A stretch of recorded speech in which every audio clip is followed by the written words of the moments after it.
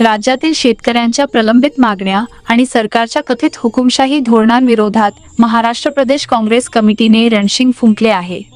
प्रदेशाध्यक्ष हर्षवर्धन सपकाळ यांच्या नेतृत्वाखाली आणि जिल्हाध्यक्ष धीरज पाटील यांच्या नियोजनातून आज सोमवार दिनांक 29 शेतकरी संघर्ष न्याय यात्रेचा प्रारंभ करण्यात आला.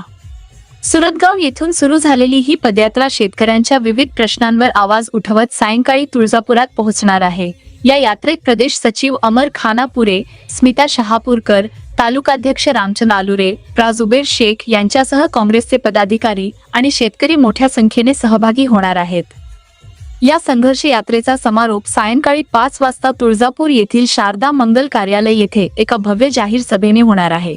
यावेळी प्रदेशाध्यक्ष हर्षवर्धन सपकाळ सरकारवर तोफ डागणार असून शेतकऱ्यांच्या अन्यायाला वाचा फोडणार आहेत. एकमत डिजिटल करिता अंबादास काटगावकर, सावरगाव काठी.